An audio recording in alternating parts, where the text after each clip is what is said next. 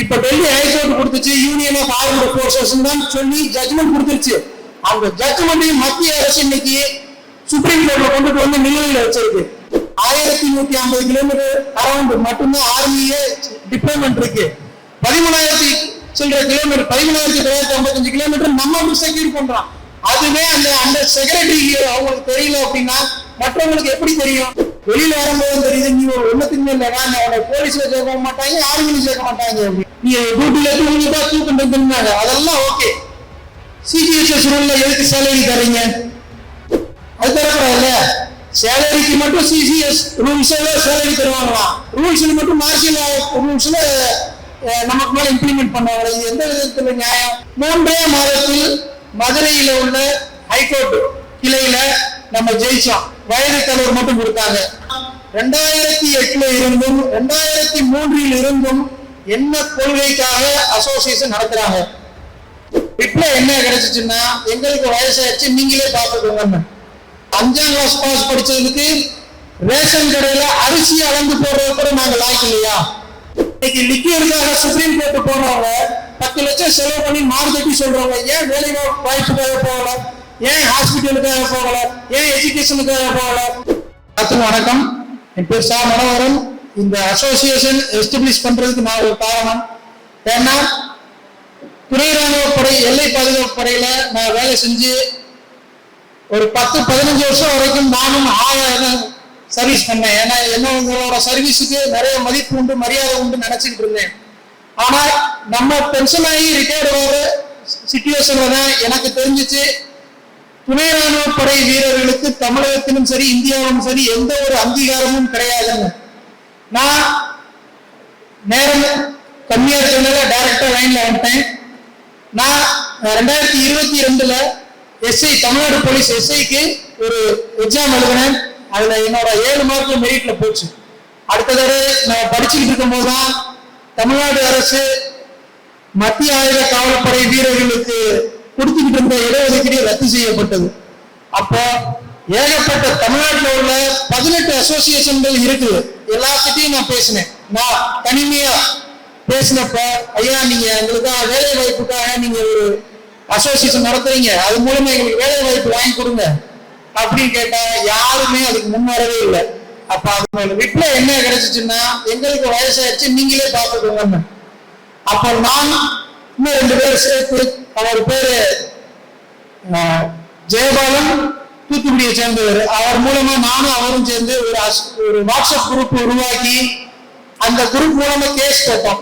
Case போகும்போதுதான் நம்ம டிஎன்சிஏபி president Vijayakumar, பூர்ணச்சந்திரன், Chellasamy sir இவங்க 3 பேர் அறிமுகம் கிடைச்சு ஒரு டீம் ஃபார்ம் பண்ணி வாட்ஸ்அப் குரூப்பை உருவாக்கி 3 மாதத்தில் மதுரையில உள்ள ஹைகோர்ட் கிளையில நம்ம ஜெயிச்சோம். வயது தலைவர் மட்டும் கொடுத்தாங்க.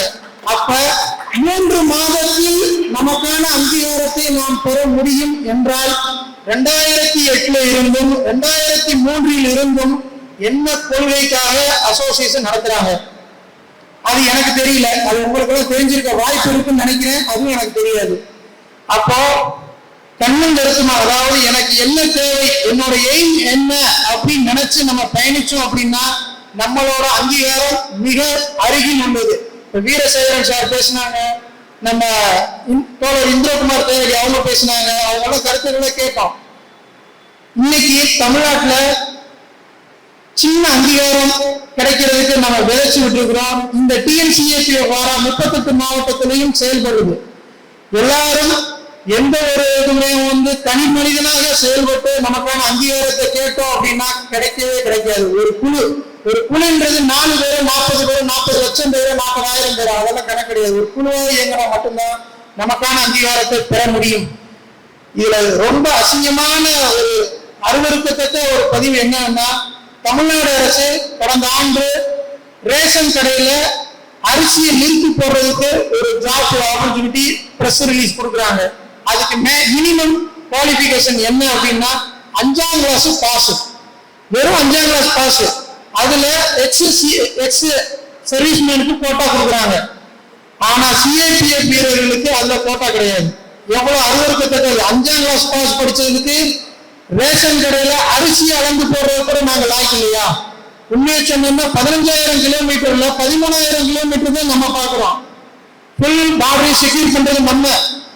ராஷ்டிரபதியில இருந்து பிரைம் மினிஸ்டர் அமித்ஷாஜி இவங்க வீட்டுல இருந்து செக்யூரிட்டி, அவங்க இன்டர்னல் செக்யூரிட்டி எல்லாமே நம்ம தான் பார்ப்போம். அப்படி இருந்தும் நம்மளோட குவாலிட்டியை அவங்க யூஸ் பண்ண மாட்டேங்காங்க. நம்ம வெல் ட்ரெயினர்டு பர்சன் அப்படின்னு அவங்க யூஸ் பண்றது இல்லை. இன்னைக்கு மத்திய அரசு சிஜிஎச்எஸ் பென்ஷனருக்கு நேரம் வந்துடுறேன். இதுல சர்வீஸ்ல இருக்கிறவங்களுக்கு பென்ஷனும் இல்லை. இப்போ வருகிற ஆகஸ்ட் மாதம் சுப்ரீம் கோர்ட்ல கேஸ் நிலுவையில் இருக்கிறது, ஹியரிங் வருது. அதுல என்ன ஜட்ஜ்மெண்ட் வருதுன்னு தெரியல. மத்திய அரசு பென்ஷன் கொடுக்கறதா இருந்தா நேரம் கொடுத்துருக்கணும். ஏன்னா எலெக்ஷன் வந்த காரணத்துல கொடுத்துருக்கணும். இன்னமும் கொடுக்கல. காரணம் அவங்க கொடுக்கறதுக்கு விருப்பம் படல. ரெண்டாவது, நம்ம பென்ஷனர்ஸ் வந்ததுக்கு அப்புறம் ரீஎம்ப்ளேஸ்மெண்ட், அதாவது உங்களுக்கு வேலை வாய்ப்பு எந்த ஒரு இடத்துலயும் இல்லை. நீங்க நார்மலா போகணும் அப்படின்னா 7,000 சம்பளத்துக்கு ஏடிஎம் கேட்ல நிக்க வேண்டிய சூழ்நிலைக்கு நம்ம தள்ளப்பட்டுட்டோம். இப்படி இருக்கிற சூழ்நிலையில நம்ம எல்லாருமே இன்னைக்கு ஒற்றுமையா சேர்ந்து நமக்கான அங்கீகாரத்தை பெறுவோம். இன்னைக்கு டிஎன்சிஏபியை பாரா நீங்க எல்லாரும் பயணிக்கிறீங்க. உங்களுக்கு எல்லாத்துக்குமே தெரியும், எந்த ஒரு தன்னலமும் இல்லாம எங்களுக்கு உண்மையை சொல்றோம். இங்க வந்திருக்க எல்லாருமே என்னோட சொந்த படம். நான் மதுரையை சேர்ந்தவன், என்னோட சொந்த படம். இது 3வது நாள் நான் வந்திருக்கேன். இங்க வந்து எல்லாரும் செயல்படுறோம். எங்களுக்கு வருமானம் ஈட்டணும்ன்ற அக்கறை எண்ணம் கிடையாது. இதுக்கு முன்னாடி இருக்க சங்கங்கள் இது போல செயல்பட்டு இருந்தால் நானும் தூங்கி கொண்டிருப்பேன். சர்வீஸ்ல இருக்கும் போது எல்லாரோட மனசுலயும் இது உதிக்கும். அவங்க பென்ஷனாகி வரும்போது எங்களுக்கான அங்கீகாரம் தேவை, மத்திய மாநில அரசு எங்களுக்கான வேலை வாய்ப்பை உறுதி செய்யட்டும் நினைப்போம். ஆனா முன்னெடுக்கிறதுக்கு வாய்ப்பு இல்லாம போயிடும். ஆனா இது ஒரு நல்ல சரியான பிளாட்ஃபார்ம் இந்த இடத்துல டிஎன்சிஏ எஸ்டாப்ளிஷ் பண்ணிருக்கு. அனைவரும் சப்போர்ட் பண்ணீங்க அப்படின்னா உறுதியாக 2024 சட்டமன்ற தேர்தலுக்கு முன்பாக நமக்கான அங்கீகாரத்தை பெற்றுத் தருவோம். நான் வீழும் முன்பே எனது உயிர் போகும் முன்பே நான் சிஎஸ்எஃப் வீரர்களுக்கான அங்கீகாரத்தை பெற்றுத் தருவேன். இது உறுதி. ஆனா நான் தனி மனிதனா போனா எந்த காலத்திலையும் அங்கீகாரம் கிடைக்காது. எனக்கு நீங்க பின் இல்லுங்கள். நீங்க என்கிட்ட எந்த நேரத்திலையும் கொஸ்டின் கேட்கலாம், நீ என்ன செய்யற அப்படின்னு. கண்டிப்பா நான் அதுக்கான பதில் சொல்லுவேன். எனக்கு எதுவுமே இல்லை அப்படின்றதெல்லாம் எனக்கு தேவையில்லை. ஏதாவது நான் வாங்கி கொடுக்கணும். அதுக்கு எல்லாரும் ஒன்றிணைந்தால் மட்டும்தான் முடியும். இன்னைக்கு பென்ஷனை ரிட்டையர் வர்றவங்க சிஜிஎச்எஸ் கார்டுன்னு ஒண்ணு கொடுத்து அனுப்புறாங்க. அதுல எத்தனை government hospital private hospital type பண்ணியிருக்காங்க.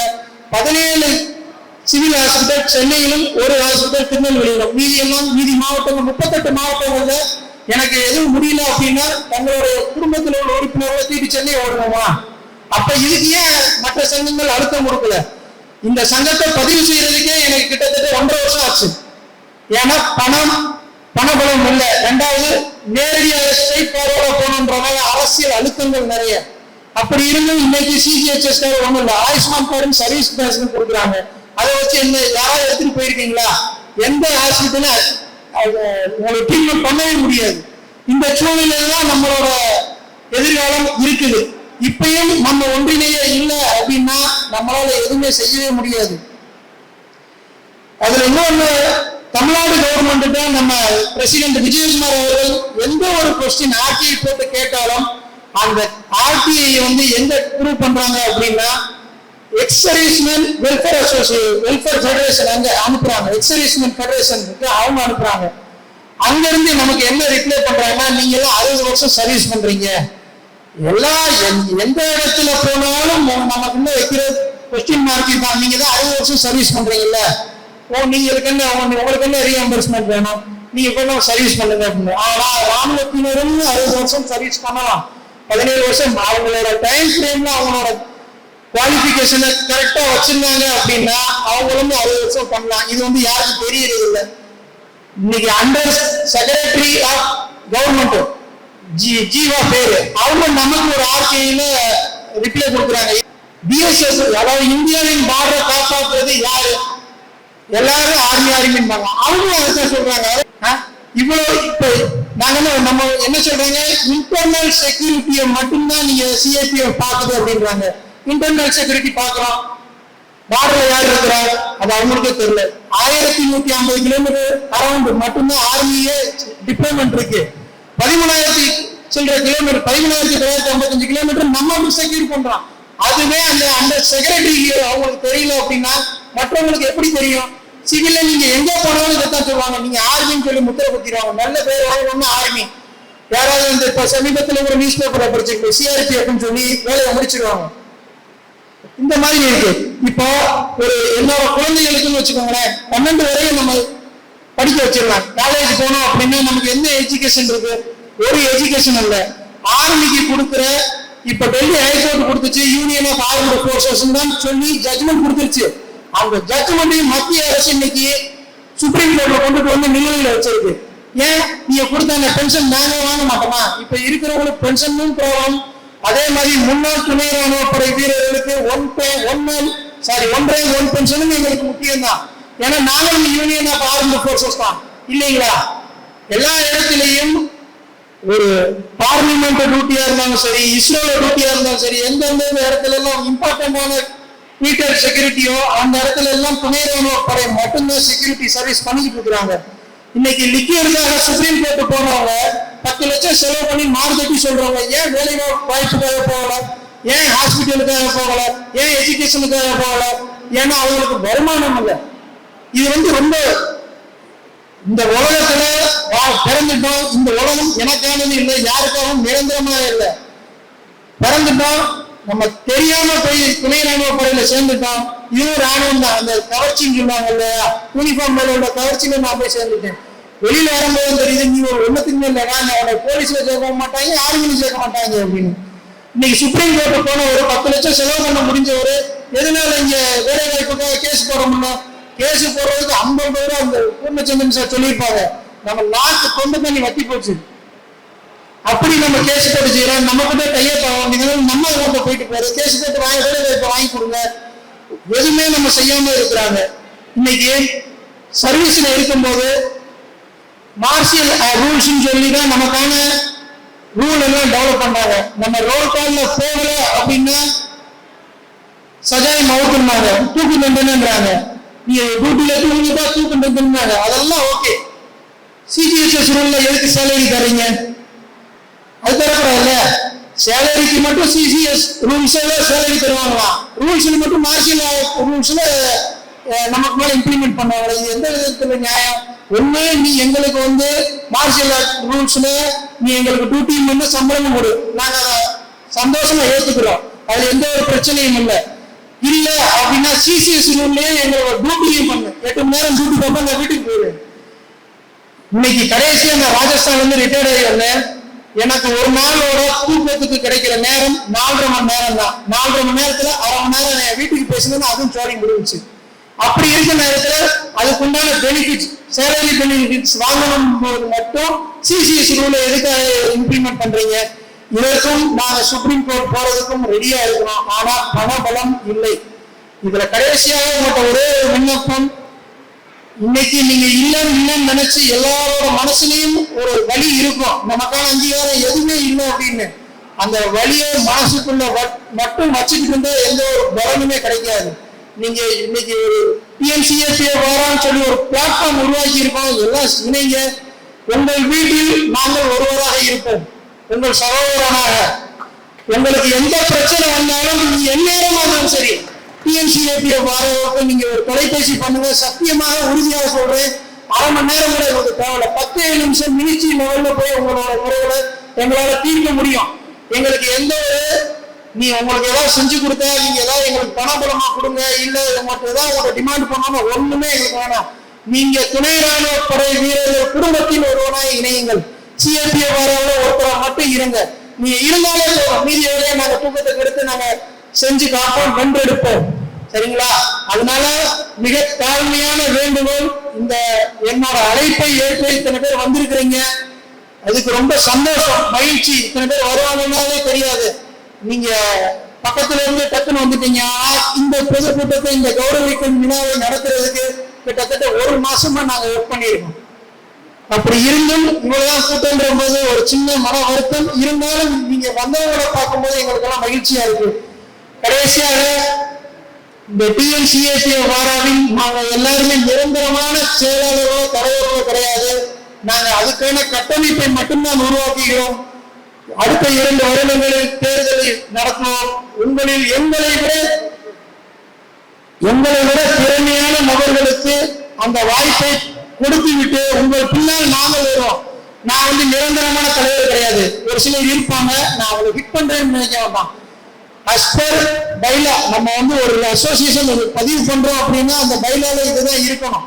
2 வருஷத்துக்கு ஒரு தடவை எலெக்ஷன் நடக்கணும். நாங்க அதை கண்டிப்பாக செய்வோம். யாரும் நிரந்தர தலைவர் கிடையாது. எங்களுக்கு நிரந்தரமான வருமானம் ஈட்டுறதுக்கான எண்ணமும் கிடையாது.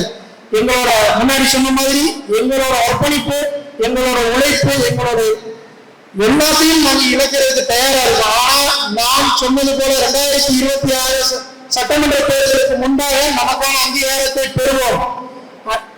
வாய்ப்பளித்த அனைவருக்கும் நன்றி கூறி விடைபெறுகிறேன். நன்றி, வணக்கம். நன்றி மனோகரன் சார். மனோகரன் சார் கடந்த பிப்ரவரி 14 புல்வாமா நினைவு நாளுக்கு முந்தின நாள் நீங்க அவருக்கு கிடைத்த மிரட்டல்களை நான் பக்கத்துல இருந்து பார்த்திருக்கேன். துறை ரீதியான மிரட்டல்கள், சக யூனியன்ல இருந்து மிரட்டல்கள், இதெல்லாம் கடந்து அவர் உடஞ்சிட்டாரு. அந்த அளவுக்கு மக்கள் நமக்கே தெரியும். நம்ம ஆட்களை என்கொயரி எப்படி நமக்கே தெரியும். அவருக்கு அப்படி மிரட்டல் வருது. நைச்சியம் மிரட்டுறாங்க. நீங்க விசாரணை படத்தை பார்க்கலாம். ஒரு போலீஸ்கார் இருப்பாரு, ரொம்ப நைஸா பேசுவாரு, ஆனா அவர் மிரட்டிட்டே இருப்பாரு. பாத்துக்கப்பா மனோரா, நான் அவன் சொல்லிட்டேன், அப்புறம் வாய்ஸ்டும் இந்த ஒரு கிட்ட போடுறாரு. அப்படி கீழே இருந்து மேல இருக்க ஒரு பால் உருளும். அதை நான் கண்ணார பார்த்தேன். அவர் பக்கத்துல இருந்தேன். அந்த அடிப்படையில அவருக்கு அவரோட யூனிட்ல அவருக்கு என்கொயரி நடந்துச்சு. அவருடைய சிஓ நல்ல மனுஷர். அவர் ஓகே தம்பி பார்த்து செய்யுங்கன்னு சொல்லி அவருக்கு டென்ஷன் வந்துட்டாரு. நல்லபடியா முடிஞ்சது. ஆக இங்க உழைக்க வந்தவர்கள் யாரும் வேற எந்த நோக்கத்துக்காக வரல. இன்னைக்கு நாம உழைத்தால், இன்னைக்கு நாம போராடினால், நாளைக்கு நம்ம பிள்ளைங்க இன்னைக்கு டியூட்டில இருக்கிறவங்க நாளைக்கு பென்ஷன் வரும்போது அவங்களுக்கு ஒரு சிறப்பான எதிர்காலம் இருக்கும், ஒரு மறுவாழ்வு இருக்கும். அப்படிங்கிற அடிப்படையில தான் நாம இங்க ஒன்னா போயிருக்கோம். ஆனா இது ஒரு நாள் நடக்காது. என்னைக்காவது ஒருத்தர் தேர்தலுக்கு தேர் நடந்திருக்கா? ஒருத்தர் தேர்தலுக்கு தேர் நடந்திருக்கா? நகராது. ஊர் தேர்தலுக்கிறோம். நம்முடைய எதிர்காலத்துக்காக நம்ம தொடர்ந்து போராட